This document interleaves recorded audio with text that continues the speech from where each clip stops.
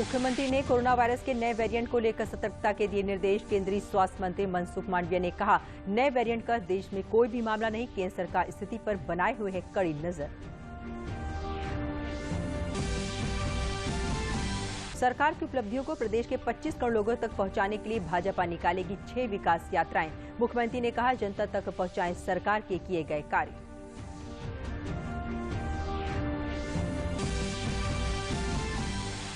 प्रदेश के किसानों ने कृषि कानून रद्द किए जाने संबंधी विधेयक के पारित होने पर प्रधानमंत्री नरेंद्र मोदी का जताया आभार। कहा, अब किसान आंदोलन की जरूरत नहीं, सभी किसान अपने घरों को वापस जाएं।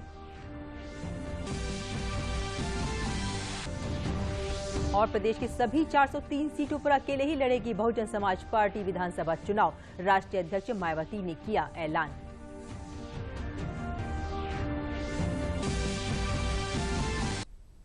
नमस्कार, मैं हूं दीपाली सिंह। अब समाचार विस्तार से। मुख्यमंत्री योगी आदित्यनाथ ने आज उच्च स्तरीय टीम 9 की बैठक में कई महत्वपूर्ण दिशा निर्देश जारी किए। मुख्यमंत्री ने कहा कि विश्व के अनेक देशों में नए वेरिएंट के संक्रमित मिलने की संख्या में बढ़ोतरी हो रही है। ऐसे में बहुत सतर्कता सावधानी की जरूरत है। दूसरे देशों और प्रदेशों से उत्तर प्रदेश आ रहे हर व्यक्ति की जांच जरूर की जाए। बस स्टेशन, रेलवे स्टेशन व एयरपोर्ट पर अतिरिक्त सतर्कता बरतने की जरूरत है। बिना किसी की जांच के उसे बाहर न आने दिया जाए। केंद्र सरकार की तरफ से गाइडलाइन को प्रभावी रूप से लागू किया जाए। उन्होंने निर्देश दिया कि कोरोना वायरस के नए वेरिएंट को लेकर शासन की ओर से जीनोम सीक्वेंसिंग की व्यवस्था करने के मुख्यमंत्री ने निर्देश दिए हैं। लखनऊ के केजीएमयू, पीजीआई, गोरखपुर, झांसी, मेरठ में जल्द से जल्द जीनोम सीक्वेंसिंग की व्यवस्था की जाए। आज संसद में केंद्रीय स्वास्थ्य मंत्री मनसुख मांडविया ने देश में कोरोना और वैक्सीनेशन के हालात पर जानकारी दी। केंद्रीय स्वास्थ्य मंत्री ने देश को आश्वस्त किया कि अभी तक देश में कोरोना के नए वेरिएंट ओमिक्रॉन का कोई भी मामला सामने नहीं आया है। सरकार स्थिति पर कड़ी नजर बनाए हुए है तथा देश में कोरोना की किसी भी स्थिति से निपटने के लिए सभी संसाधन उपलब्ध हैं।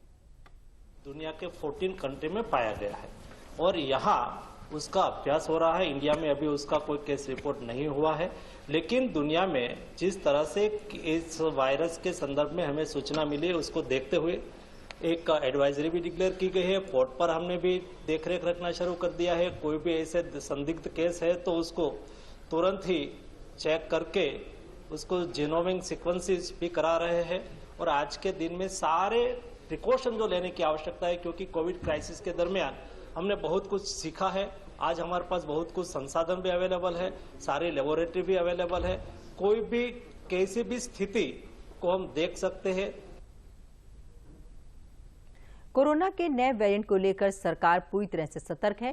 केंद्रीय स्वास्थ्य सचिव राजेश भूषण ने आज राज्यों के साथ कोरोना के ओमिक्रॉन वेरिएंट को लेकर समीक्षा बैठक की। बैठक में राज्यों को कोविड नमूनों की जांच तेज करने के निर्देश दिए गए हैं। नए वेरिएंट को देखते हुए विदेश से आने वाले यात्रियों के लिए स्वास्थ्य मंत्रालय ने नए दिशा निर्देश जारी किए हैं, जो कि कल यानी 1 दिसंबर से प्रभावी होंगे। इस बीच सभी राज्य अंतर्राष्ट्रीय उड़ानों से आने वाले यात्रियों के लिए राज्य स्तर पर एहतियाती कदम उठा रहे हैं।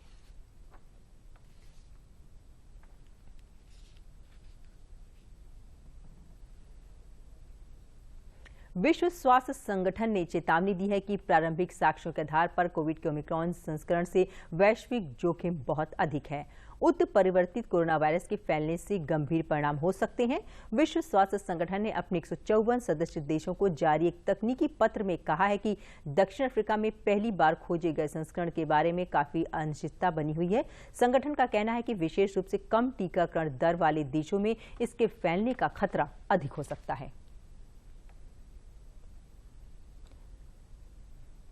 आज लखनऊ में भाजपा प्रदेश कार्यालय में मुख्यमंत्री योगी आदित्यनाथ और पार्टी के विधानसभा चुनाव प्रभारी धर्मेंद्र प्रधान की मौजूदगी में चुनाव संचालन समिति की बैठक आयोजित की गई। बैठक में प्रदेश के 6 क्षेत्रों में यात्रा निकालने पर सहमति बनी है। मुख्यमंत्री योगी आदित्यनाथ ने इस अवसर पर कहा कि 2017 के विधानसभा चुनाव में भाजपा विपक्ष की खामियों को लेकर जनता के बीच गई थी। इस बार पार्टी के पास 5 वर्ष की उपलब्धियां हैं। उन्होंने कहा कि इस बार भी संगठन ने विस्तृत रूपरेखा बनाई है और इसमें तय किया गया है कि प्रदेश के 6 क्षेत्रों में 6 विकास यात्राएं निकाली जाएंगी। इन यात्राओं के माध्यम से 25 करोड़ की आबादी तक पहुंचने का लक्ष्य रखा गया है।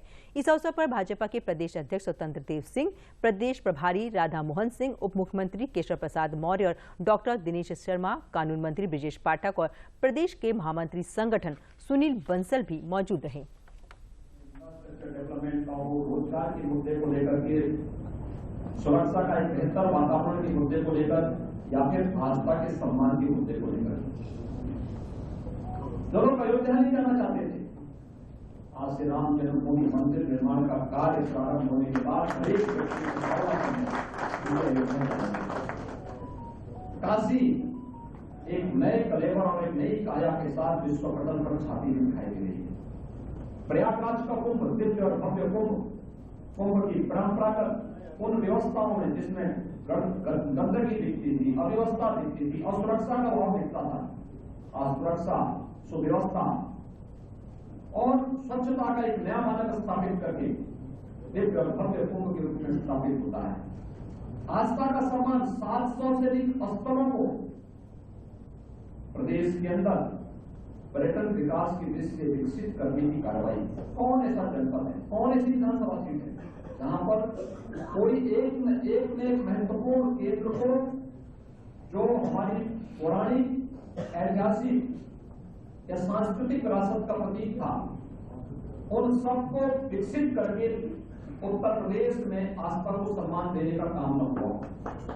नमामि गंगे परियोजना की सफलता, जिसको लेकर के उत्तर प्रदेश एकमात्र राज्य था जिसने गंगा यात्रा भी निकाली थी उत्तर प्रदेश। ये तमाम चीजें हैं, इनको लेकर के अधिक से अधिक लोगों तक हम पहुंच सके, अपनी बात को रख सके। हम जानते हैं जनप्रतिनिधि अपनी बात को बोलता है, मीडिया हमारी बातों को कवर करके जनता तक पहुंचाने का कार्य करता है, लेकिन जब हम 2017 में यात्रा निकाले थे, तब उस समय की सरकार की विफलता पर हम लोग लगातार बोलते थे। उस विफलता को हमने सफलता में कैसे बदला है, आज की उपलब्धियों को लेकर के जाने का गौरव भारतीय जनता पार्टी के एक पदाधिकारी को देश की 25 करोड़ जनता के बीच में जाने का अवसर प्राप्त हो रहा है, और इसी को लेकर के संगठन ने एक कार्य योजना बनाई है। लखनऊ में भारतीय जनता पार्टी के प्रदेश कार्यालय में आज पूर्व विधायक जगतपाल सिंह, चट्टू प्रसाद, अमरीश कुमार सिंह और राणा दिनेश प्रताप सिंह ने भारतीय जनता पार्टी की सदस्यता ग्रहण की। इस अवसर पर प्रदेश के उप मुख्यमंत्री डॉक्टर दिनेश शर्मा और ज्वाइनिंग कमेटी के अध्यक्ष लक्ष्मीकांत वाजपेयी मौजूद रहे।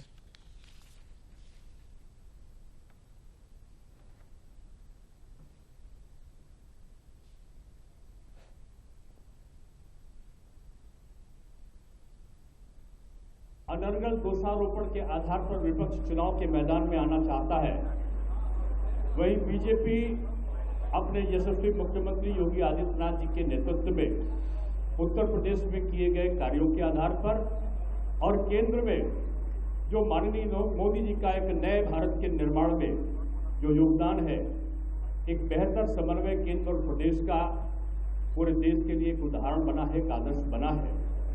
और उस विकास कार्यों की एक लंबी यात्राओं के साथ आज भारतीय जनता पार्टी चुनाव के मैदान में जा रही है, पुनः जनादेश प्राप्त करने के लिए, अपने ही रिकॉर्ड को तोड़ने के लिए, जो पिछली बार उसने सीटों को प्राप्त किया था उसी रिकॉर्ड को तोड़ने के लिए आगे बढ़ रही है।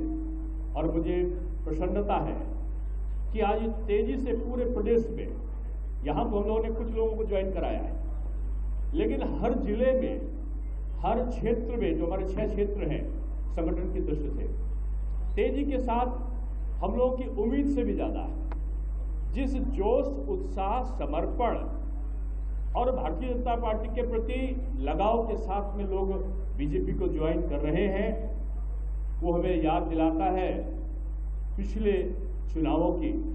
और मैं कह सकता हूं कि इस बार न केवल कार्यकर्ताओं में दुगना जोश है, बल्कि जनता का सहज आकर्षण केंद्र की मोदी जी सरकार और योगी जी की सरकार के प्रति बढ़ा है।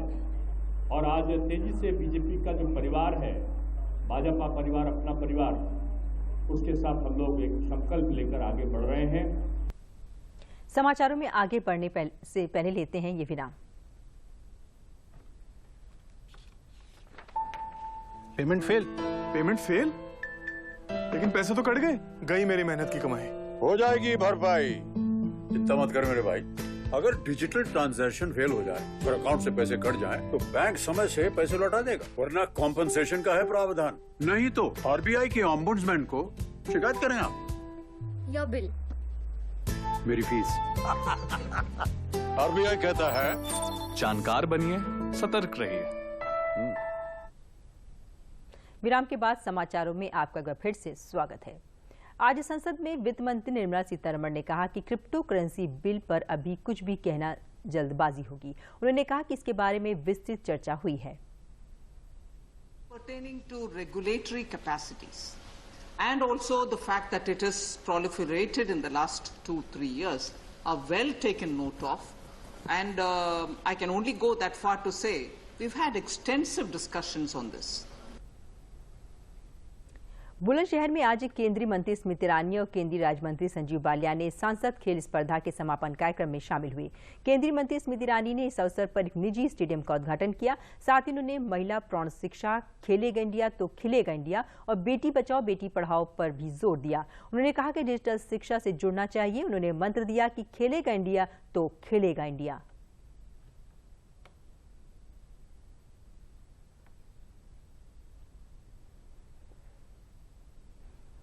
मुझे लगता है रामेश्वरी जी, आप किसी मैदान में रेस जीती हो या ना जीती हो, लेकिन 73 साल की उम्र में आज इस मैदान में बुलंदशहर की 350 बेटियों ने खेल में भाग लिया है। इसलिए जिंदगी की रेस में आपको आज गोल्ड मेडल मिला है। समाज की ओर से आज ये सम्मान आप स्वीकार करें।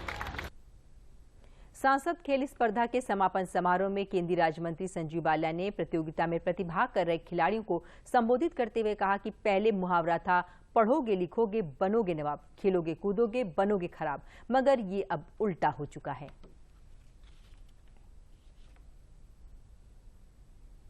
जो हमारे प्रदेश के नहीं थे उन्हें भी मेरठ में मुख्यमंत्री के द्वारा 4-4, 5-5 करोड़ रुपए इनाम में दिए गए। पहले नहीं था, पहले तो कहते थे कि पढ़ोगे लिखोगे बनोगे नवाब, खेलोगे कूदोगे बनोगे खराब। अब तो मामला उल्टा हो लिया, पढ़ने से तो कलर की बनोगे, लेकिन खेल के अफसर भी बनोगे और सम्मान भी होगा। खिलाड़ी जैसा बड़ा सम्मान इस देश में किसी का नहीं। बहुजन समाज पार्टी की सुप्रीमो मायावती ने आज लखनऊ में प्रेस वार्ता कर बताया कि बहुजन समाज पार्टी अकेले ही प्रदेश की 403 विधानसभा सीटों पर चुनाव लड़ेगी। उन्होंने कहा कि अगर बीएसपी की सरकार बनी तो मुस्लिम और जाट समाज को विशेष ध्यान दिया जाएगा। बसपा सुप्रीमो ने कहा कि विभिन्न सरकारी सेवाओं में आरक्षण बाबा साहब भीमराव अंबेडकर की देन है। उन्होंने कहा कि आज बीएसपी के पदाधिकारियों के साथ 2022 विधानसभा चुनाव को लेकर समीक्षा बैठक हुई। बहुजन समाज पार्टी अकेले अपने बलबूते पर ही उत्तर प्रदेश की 403 विधानसभा की सीटें हैं, सभी सीटों पर अपनी पूरी और दमदारी के साथ चुनाव लड़ेगी और हमें पूरा भरोसा है कि हमारी पार्टी सन 2007 की तरह फिर से पूर्ण बहुमत के आधार पर सत्ता में आएगी। तीनों नए कृषि कानून के वापस होने पर कानपुर देहात के किसानों में खुशी है। किसानों ने आंदोलन कर रहे किसानों से अपील की है कि वे अपने घरों को वापस चले जाएं। किसानों ने कहा कि प्रधानमंत्री नरेंद्र मोदी ने किसानों की भावनाओं का सम्मान करते हुए कृषि बिल कानून को समाप्त किया, जो कि किसानों के प्रति उनके सम्मान को दर्शाता है। अब किसानों को भी चाहिए कि वे अपने कृषि कार्य में जी जान से जुड़कर देश को कृषि क्षेत्र में और खाद्यान्न में आत्मनिर्भर बनाएं और अपनी भी आय बढ़ाएं।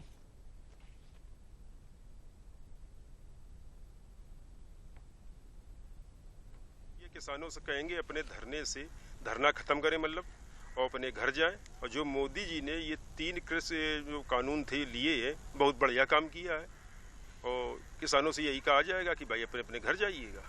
भी किसान भाइयों से अनुरोध करना चाहता हूं जो धरना प्रदर्शन पर बैठे हैं कि माननीय मोदी जी ने जो हम किसान भाइयों के लिए किया है वो बहुत ही सराहनीय कार्य है। हम लोगों के हितों के लिए उन्होंने किसान बिल वापस लिया है। और तो मेरा इतना ही कहना है कि जो किसान भाई हैं वो धरने में बैठे वो वापस अपने घर को जाएं। और मोदी जी का कहना है सबका साथ सबका विकास, तो मैं माननीय मोदी जी को बहुत ही शुक्रगुजार हूं जिन्होंने किसानों के लिए इतना बड़ा अच्छा काम किया है। मोदी जी ने जो ये बिल वापस किया है वो भी सही था और जो पहले लागू किया था वो भी सही था। अन्यथा ये जो अब दूसरे आपका ये नेता लोग हैं, ये जनता को किसानों को भरमा देते हैं, तो उससे किसान भाई बैठ गए। अब मोदी जी हमारे जो कानून वापस किया है किसानों को लेके, वो हमारी समझ में बहुत अच्छा किया है। अलीगढ़ में आज भाजपा किसान मोर्चा द्वारा किसान जनसभा व किसान ट्रैक्टर रैली का आयोजन किया गया, जिसमें बड़ी संख्या में किसानों ने भाग लिया। ये ट्रैक्टर रैली शहर के मुख्य मार्गों से होते हुए 8 किलोमीटर का सफर तय करेगी। जिले के किसानों में केंद्र सरकार द्वारा नए कृषि बिल वापस लेने पर उत्साह है। इस रैली के माध्यम से सरकार द्वारा किसानों के हित में चलाई जा रही विभिन्न कल्याणकारी योजनाओं से जागरूक किया जा रहा है।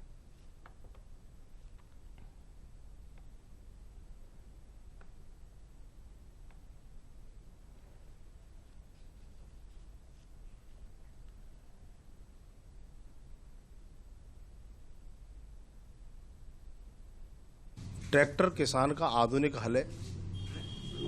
किसान के साथ साथ सभी लोगों के लिए पूजनीय है। ट्रैक्टर किसान के शौर्य, सम्मान और उत्थान का प्रतीक है और अलीगढ़ जनपद के आज कोने कोने से किसान भाई ट्रैक्टर लेकर के भारतीय जनता पार्टी के इस कार्यक्रम में जुड़ रहे हैं।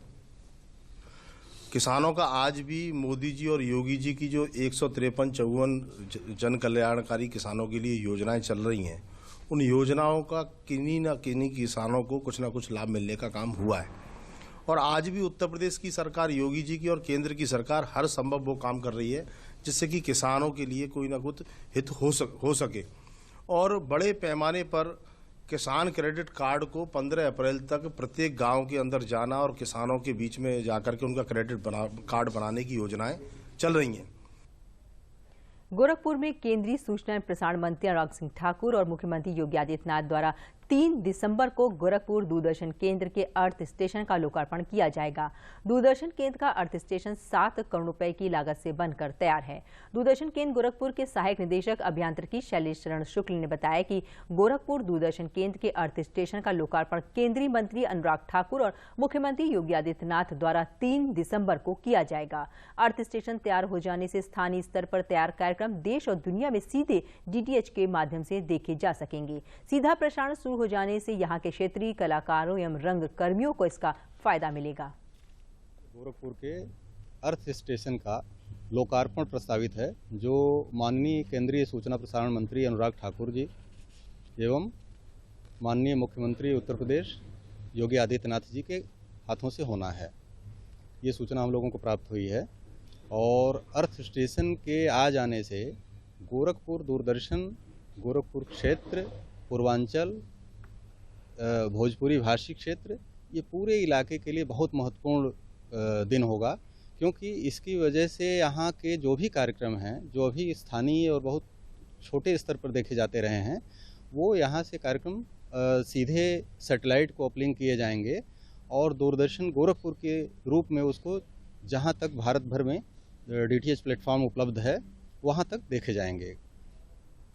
पुरानी पेंशन बहाली समेत तमाम मांगों को लेकर आज कर्मचारी शिक्षक अधिकारी एवं पेंशनर अधिकारी मंच द्वारा लखनऊ के इको गार्डन में धरना प्रदर्शन का आयोजन किया गया। प्रदेश भर से आए शिक्षक कर्मचारियों की मांग है कि सरकार पुरानी पेंशन बहाली पर विचार करे। COC यूपी के प्रवक्ता SB सिंह ने कहा कि वर्षों से पुरानी पेंशन बहाली की मांग को लेकर सरकार से बातचीत हो रही है, लेकिन अभी तक कोई हल नहीं निकला। सरकार इस पर जल्द विचार करे। वहीं संघ के नेता हरिकेश सिंह ने कहा कि लाखों कर्मचारियों की मांग को सरकार गंभीरता से नहीं ले रही है, इसलिए बार बार कर्मचारियों को प्रदर्शन करना पड़ा है। धरने को कर्मचारी संघ के महामंत्री हरिकिशोर तिवारी ने भी संबोधित किया। शेर सिंह, प्रधानाध्यापक जनपद भदोही, प्रमोद मिश्र, प्रदीप वर्मा सहित आदि संगठन नेता भी धरने में मौजूद रहे।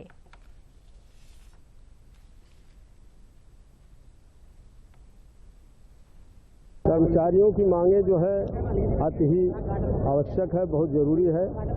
मैं सरकार से अनुरोध करूंगा कि कर्मचारियों की समस्याओं को देखते हुए उनको मांगों को पूरा किया जाए और पेंशन बहाली अति आवश्यक है, क्योंकि सरकारी कर्मचारी के लिए पेंशन ही लास्ट में एक सहारा होता है।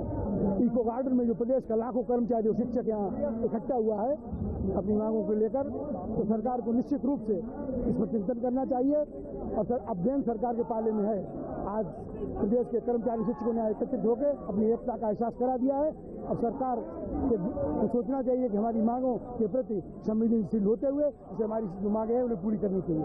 इको गार्डन में लाखों लाख कर्मचारियों का जो भीड़ देखने को मिला, इससे ये परिणाम निकलता है कि हम अपनी पुरानी पेंशन के साथ साथ 21 सूत्री मांगों के लिए सफल होंगे। इको गार्डन लखनऊ में डॉक्टर दिनेश चंद्र शर्मा के नेतृत्व में लाखों शिक्षक और कर्मचारी यहाँ एकत्रित हुए। आज लखनऊ के केडी सिंह बाबू स्टेडियम में 5 दिवसीय खेल महाकुंभ का समापन हो गया। इस खेल महाकुंभ में 3000 खिलाड़ियों ने प्रतिभाग किया। आज लखनऊ महानगर के अध्यक्ष मुकेश शर्मा और भाजपा युवा मोर्चा प्रदेश अध्यक्ष प्रांशु द्विवेदी ने विजेता खिलाड़ियों को पुरस्कार वितरित किए। इस अवसर पर उन्होंने कहा कि फिट रहना बहुत ही आवश्यक है।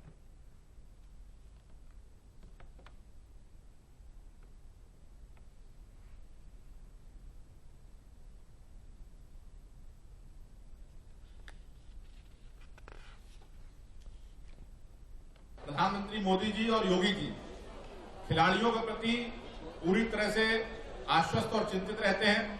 वो चाहते हैं कि देश के खिलाड़ियों का मान सम्मान बढ़े और खिलाड़ी बाद में देश का मान सम्मान बढ़ाएं। उसके ही तहत ये हर जनपद में सांसद खेल स्पर्धा का आयोजन हो रहा है।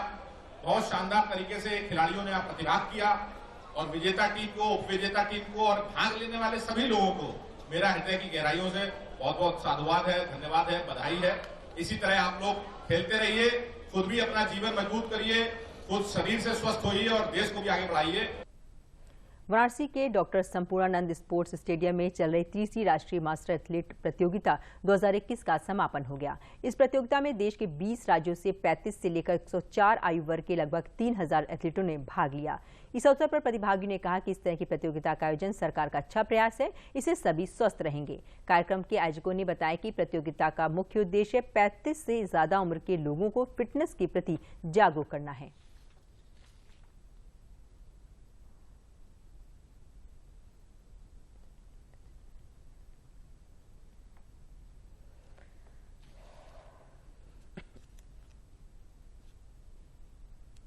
मुझे बड़ी खुशी है कि 20 राज्यों के एथलीट 35 साल से और 100 साल से ऊपर तक के बुजुर्ग लोग इसमें शामिल हो रहे हैं और 4 दिन बड़ा अच्छा माहौल रहा।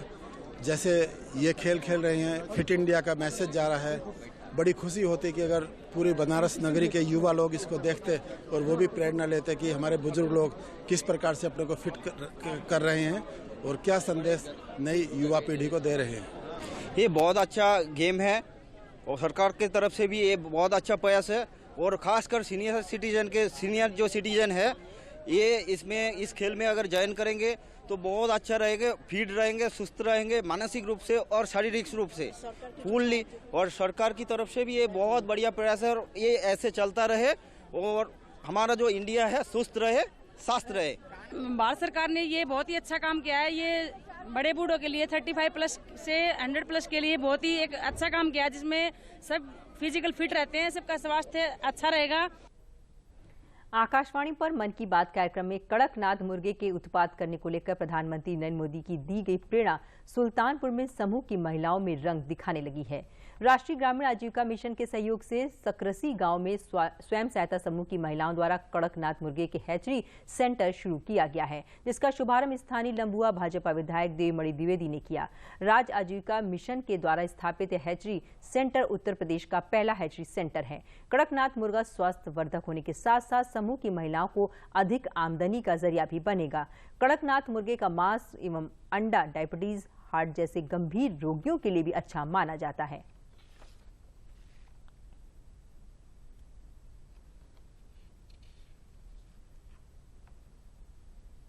माननीय प्रधानमंत्री जी के द्वारा मन की बात कार्यक्रम में और किसानों के साथ संवाद कार्यक्रम में भी कड़कनाथ मुर्गे की प्रजाति का उल्लेख किया गया था और ये अवगत कराया गया था कि ये जो मुर्गे की प्रजाति है ये स्वास्थ्य वर्धक भी है और इसके आर्थिक आयाम भी हैं।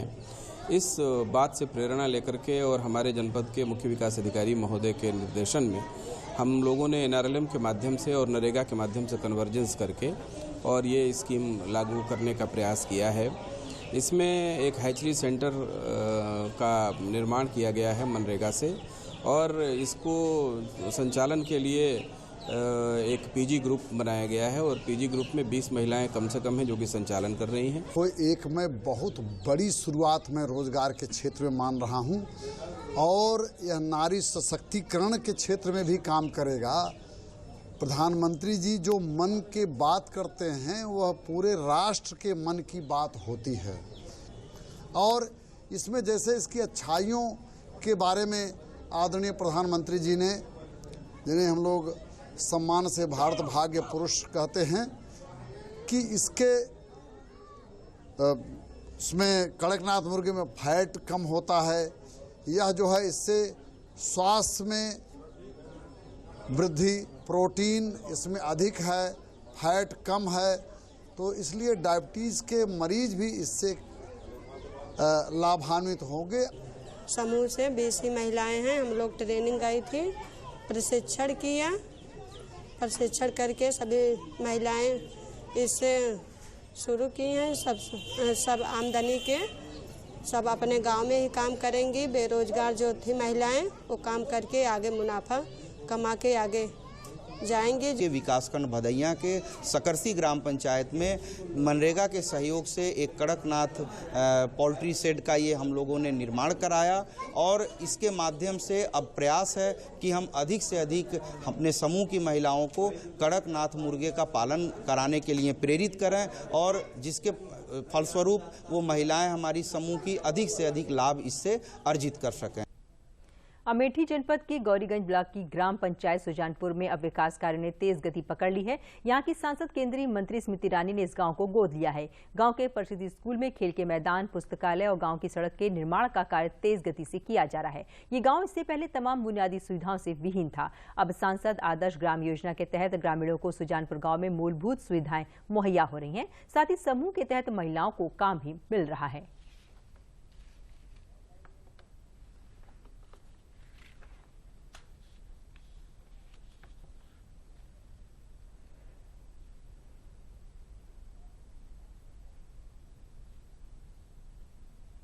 सांसद जी के गोद लेने के बाद इसे सामुदायिक शौचालय कार्य बहुत तीव्र गति से कार्य कराया गया था, पूरा हो गया है जो कि, और पंचायत भवन का कार्य अभी चल रहा है, उसका जल्द ही कायाकल्प करा के और वहाँ के सामने जो है प्राथमिक विद्यालय, जूनियर विद्यालय जो है उसका भी कायाकल्प शीघ्र ही कराया जाएगा। उसके उपरांत जो है अभी कार्य योजना बनाई गई है जो कि यहाँ पे नाली सड़क के पूरा जाल बिछाने के लिए कार्य योजना बना के प्रस्तावित कर दी गई है, जो कि CDO मैडम के यहाँ भिजवा दी गई है। उसके आधार पर ही काम जल्द ही लगा दिया जाएगा। मेरे समूह का नाम माँ शीतला स्वयं सहायता समूह है। सुजानपुर में जो शौचालय सरकारी बना है उसमें हम लोगों का काम चल रहा है। रख रखाव के लिए हम लोग हैं उस पर और सब अच्छी तरह से चल रहा है। अब अंत में प्रमुख समाचार एक बार फिर। सरकार की उपलब्धियों को प्रदेश के 25 करोड़ लोगों तक पहुंचाने के लिए भाजपा निकालेगी 6 विकास यात्राएं। मुख्यमंत्री ने कहा, जनता तक पहुंचाएं सरकार के किए गए कार्य।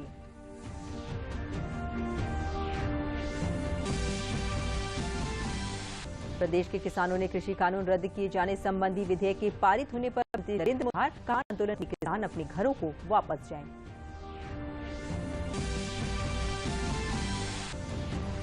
और प्रदेश की सभी 403 सीटों पर अकेले ही लड़ेगी बहुजन समाज पार्टी विधानसभा चुनाव। राष्ट्रीय अध्यक्ष मायावती ने किया ऐलान।